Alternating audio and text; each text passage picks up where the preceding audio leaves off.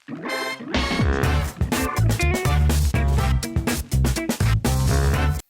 semua, balik lagi di Skinetic Podcast. Masih bersama gue Aura, dan kali ini gue akan ditemani oleh Vito sebagai co-host di sini. Dan kita berdua akan menemani kalian pada episode kali ini. Nah, bintang tamu kita kali ini adalah Pak Daniel, yang mana beliau adalah seorang founder dari Skinetic. Halo Pak Daniel, apa kabar nih Pak? Halo juga, kabar baik. Nah Pak, kita di sini mau mengajak Bapak berbincang-bincang mengenai Skinetic nih Pak, boleh dong Pak? Boleh banget. Ya. Oke, Aura langsung ke sesi tanya jawab aja nih ya Pak ya. Siap. Ya. Kenapa sih Pak Bapak memilih skincare sebagai bisnis Bapak? Ada cerita apa di balik itu? Di balik pendirian skincare-nya ya. Iya.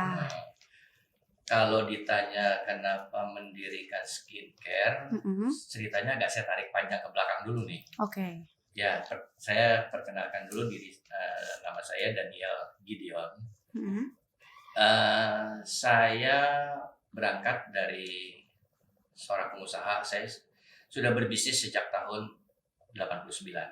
Saya pengusaha difabel, ya, disabilitas. Jadi mata saya ada gangguan kesehatan. Jadi saya punya penyakit mata yang sifatnya degeneratif. Jadi saya sedikit ceritakan masa lalu saya. Saya dulu SD sempat sekolah di sekolah luar biasa di SMP, SMP normal, SMP normal, SMA sekolah umum biasa. Maka saya masuk ke kuliah. Nah setelah kuliah, karena saya punya keterbatasan di penglihatan, saya berpikir, bagaimana saya melanjutkan hidup? Ya, gimana saya melanjutkan hidup? Hidup kan harus berjalan terus. Ya, betul. Dengan kondisi mata saya seperti ini, ya, keterbatasan saya. Tapi buat saya sudah punya prinsip. Ini juga perlu saya kasih motivasi buat orang banyak. Jangan kita dikendalikan sama keadaan, tapi justru kita harus mengendalikan keadaan itu. Ya, nah, ini hidup pilihan kan? Karena saya mata begini, saya nggak mungkin nih saya kerja sama orang lain. Atau saya kerja di sebuah perusahaan, pasti saya khawatir perusahaan itu akan kecewa sama saya, atau saya pun punya ketidakmampuan. Iya, betul. Gitu.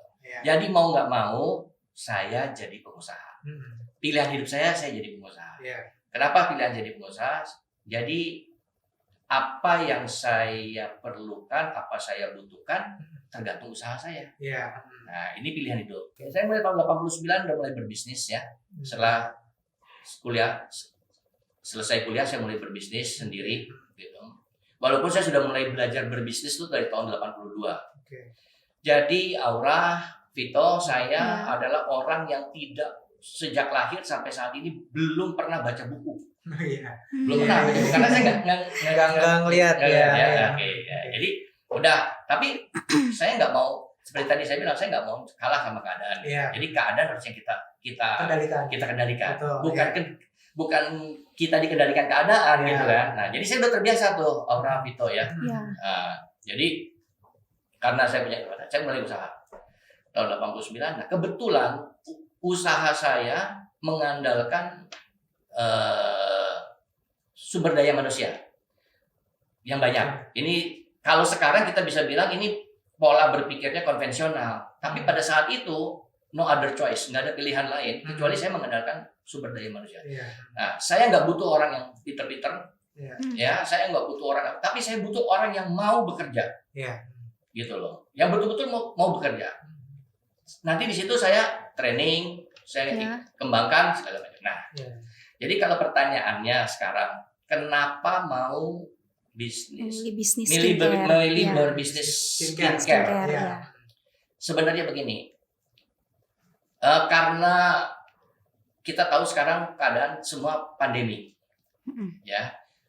Semua ketika pandemi hadir awal tahun 2020,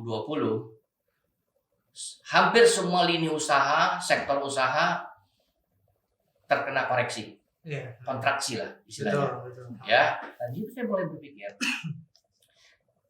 apa yang harus saya lakukan di era pandemi? Jadi saya mikir, bagaimana tantangan ini bukan menjadi sebuah kendala, Tapi pandemi ini tantangan kan? Iya. Iya. Tapi bagaimana tantangan ini kita menjadikan peluang?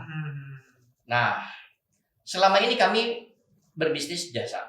Ya, saya punya bisnis, ada 2 bendera usaha saya, satu PT Menara Data Sentra, yang satu lagi PT Citra Raksa Inti Usaha. Iya. Dua bisnis ini core bisnisnya jasa. Oke. Terkena lah imbas gitu pandemi. Berarti kan saya harus cari terobosan. Iya. Apa yang harus saya lakukan? Iya, Nah, betul. pendekatannya 2 nih Aura, Vito. Iya. Pendekatannya 2. Yang satu pendekatan bisnis, yang satu pendekatan psikologis sosial. Oke. Kita mulai dari pendekatan bisnis dulu ya. Iya. Nah, pendekatan bisnisnya, waduh, kita butuh bisnis nih dalam Iya. kondisi seperti ini kan. Iya. Nah, saya melihat begini. Tadi saya bilang semua bisnis saya mengandalkan sumber daya manusia, terutama di divisi marketing. Di office saya tuh banyak marketing perempuan cewek-cewek gitu ya. Iya. Saya ngelihat orang Indonesia itu basicnya itu semuanya orang cantik-cantik. Saya ini berangkat dari konsumen. Jadi saya berangkat dari diri saya sendiri. Saya ini pengguna skincare Iya. dari 25 tahun, 30 tahun yang lalu. Karena saya punya problem awalnya. Iya. Saya punya problem nih di area V saya ini kering selalu. Oke. Nah, mau dipakai obat apapun, kasih sabun apa, kasih apa, cleanser apapun, nggak. Satu ketika saya ketemu di dokter umum, bukan dokter kulit ya. Iya. Dokter umum, dia coba nih pakai ini. Baru-barunya zaman dulu dibilangnya serum C. Jadi saya pakai tuh serum C. Pertama biasa. Lama-lama setelah saya rutin pakai serum C itu hilang. Sehingga saya punya ketergantungan sama si serum. Si serum ya. Jadi ini pengalaman experience pribadi nih. Iya. Gitu. Oke, clear itu. Jadi ini pertimbangkan tadi Aura tanya kan, Iya. bagaimana dasarnya bikin Iya. skincare kan? Iya. Jadi ada pengalaman pribadi ya, baik di perusahaan maupun itu. Nah, saya karena pendekatan begitu, karena pikir-pikir itu, dan saya sudah terbiasa berpikir mengatasi kondisi pandemi ini bagaimana. Saya mulai mikir gimana ya kalau saya usaha skincare. Iya. Jadi saya usaha bukan latah, ya.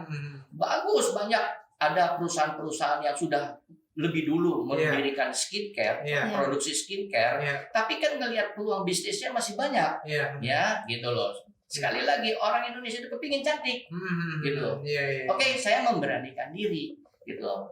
Karena saya balik lagi karena basic saya adalah pengusaha. Kalau pengusaha nggak berani terjun, nggak berani coba, ya kan, nggak berani spekulasi, ya juga nggak serampangan. Iya. Nah, nggak konsisten, nggak Iya. punya komitmen, Iya. ya udah mesti jadi pengusaha lah. Iya.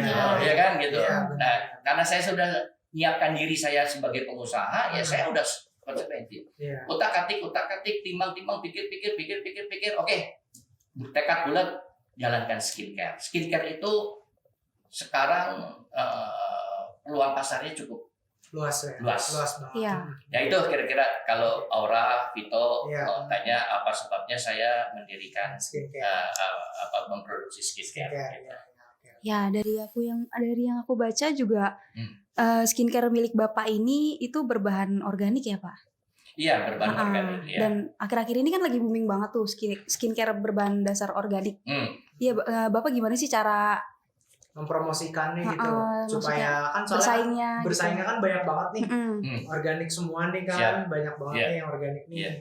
Nah dari Pak Daniel nih Iya. gimana nih teknisnya tuh seperti apa gitu loh di Skinetic ini? Sedangkan banyak Iya. brand-brand lain Brand-brand juga lain. menggunakan begini. Iya, organik. Saya orang yang nggak pernah takut sama saingan. Oke. Nggak pernah akan takut. Iya. Nggak pernah sedikit pun gentar sama saingan. Artinya persaingan. Saingan itu sehat. Iya. Sangat sehat. Justru melatih kita terus bagaimana caranya supaya kita jadi leading di sektor itu. Iya.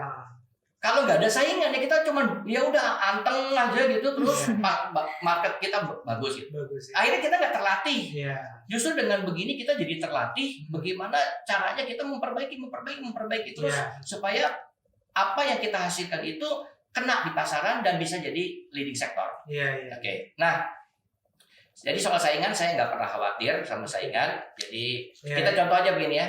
Ke satu Areal, tempat makan, Iya. warteg. Iya. Kita maju sedikit ayam bakar. Iya. Maju sedikit beda dikit namanya. Nasi ayam bakar, tapi ayam bakar juga. Iya. Ya, maju lagi sedikit ayam bakar juga, ayam goreng, garing apa segala. Coba kita lihat. Mereka berjejer-jejer tukang ayam bakar semua. Laku semua tuh. Iya. Jadi makanya saya bilang saya mendirikan memproduksi skincare itu bukan karena latah-latahan. Saya melihat situ ada peluang. Gitu loh. Dan saya sudah ya bayangin sudah 30 tahun berbisnis. Jadi kajian saya, analisis bisnis saya ya kita juga udah jalankan gitu ya. Jadi semua kita udah jalankan. Kita ngejudge kok gitu ya. Nah, sama keadaan kan sekarang udah transformasi kan. Berbisnis sudah bertransformasi semua udah ke digital semua kan gitu. Globalisasinya sudah digital. Udah udah 4.0-nya gimana nih kita ke depan. Jadi kalau kita sebagai pengusaha nggak bisa menyesuaikan keadaan, ya kita kesapu. Kita terlindas sama keadaan. Jadi saya take it or leave it. Saya suka nggak suka, like or dislike. Saya harus ngikutin perkembangan itu, gitu loh. Walaupun nggak mudah buat saya. Apalagi saya seorang difabel, gitu kan. Bagaimana saya? Tapi saya karunia Tuhan sama saya dilatih untuk berpikir terus gitu loh. Bagaimana caranya? Apa sih Pak keistimewaan dari Skinetic? Dan bagaimana dengan harganya juga kualitasnya? Kalau bicara masalah keistimewaan, saya yakin semua produk sebelum diluncurkan itu mencari keistimewaan masing-masing. Iya. Begitu juga kita. Oke. Nah, sebelum kita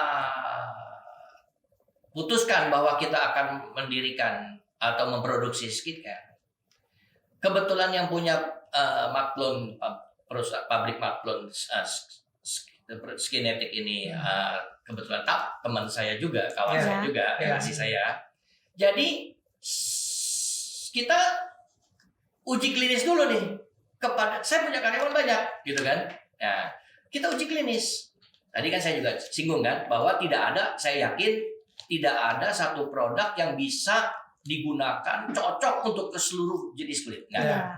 Tapi kita cari average-nya, dengan inovasi-inovasi yang baru itu ya seperti bakuchiol apa segala macam, Nah, kita coba dulu ke uji klinis. Ada yang pertama-tama ada yang dampaknya nggak bagus, ada yang nggak cocok, ada yang langsung cocok, ada apa? Terus kita perbaiki. Kita adakan adjust. Bayangin Aura, Vito, kita melakukan uji klinis ini lebih dari 7 bulan. Nah, sampailah ketemu, kita putuskan kira-kira bulan Mei 2021, benar yakin ya ini segala macam, baru kita berdaftarkan ke POM. Nah, karena itu BPOM ya, karena itu kita mengeluarkan serum juga 2 macam, karena sadar kan, karena paham bahwa tidak ada satu produk yang bisa cocok untuk semua jenis kulit gitu. Karena itu kita produksi serum itu 2 macam untuk dua klaster usia gitu ya.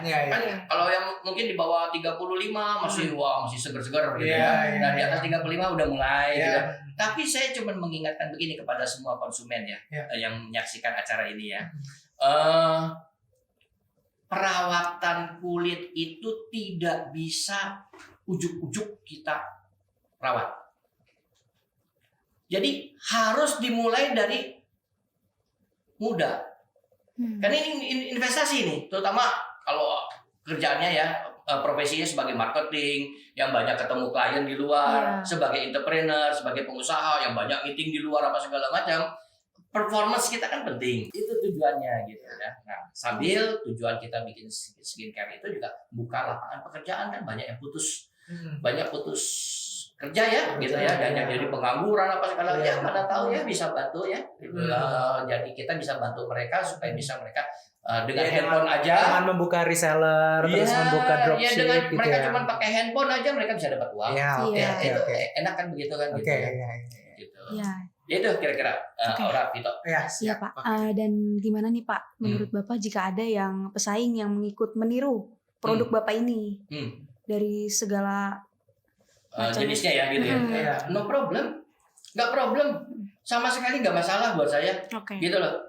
Ya, justru kalau ada, saya bangga kalau ada yang bisa ngikutin kita, berarti kan produk kita ditengok Trendsetter orang. berarti kita Iya, trendsetter trendsetter berarti. kan, Iya, gitu iya, kan. Berarti betul produk betul. kita justru kita harus kembangin lagi. Iya, betul. Nah, di betul. bagian R&D produksi juga lagi memproduksi lagi mempersiapkan Lagi lagi untuk mempersiapkan. produk lanjutannya, Iya, oke. gitu loh. Jadi kita nggak ini inspirasi kita juga nggak berhenti sampai di sini. Berarti sampai sini, Kita harus ya. inovasi terus, Betul, gitu betul, loh, betul, harus betul. inovasi Iya, iya. terus, Oke, gitu. oke, oke. Sekarang apa-apa udah bisa lihat di Google tuh, Iya. ya kan? Nah, kita tinggal belajar nih, Google, ya kan? Nah, kita yang banyak apa nih, gitu ya, Iya, yang iya, diterima, ya kan? Iya, iya.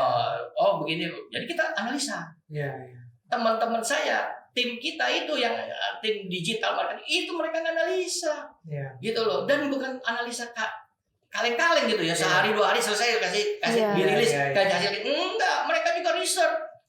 Gitu loh. Riset bagaimana cara apa yang bisa diterima di pasaran. Iya, iya. Itu yang kita produksi. Iya, iya. Oke, terima kasih banyak nih ya Pak Daniel ya untuk udah hadir di podcast Kinetik. Sama-sama. Banyak banget nih pencerahan dari Pak Daniel, kayak Iya. banyak banget motivasi juga. Mungkin Bener buat yang banget. nonton juga bisa diambil nih pelajaran-pelajarannya gitu loh. Seorang Pak Daniel aja yang memiliki disabilitas aja bisa membangun lebih dari satu perusahaan gitu loh kan Iya, ya. iya. Dan sekarang di era digitalisasi ini walaupun Pak Daniel sudah cukup tertinggal tapi masih bisa melahirkan bisnis baru di era digitalisasi ini gitu. Iya. Makasih banyak nih untuk Pak Daniel ya. Sama-sama, Udah saya hadir juga di terima sini. kasih bisa menjelaskan Ya. produk Skinetic Ya. di sini, ya Ya. kan. Cuman pesan saya, jangan ragu Oke. Ya. beli Skinetic. Ya.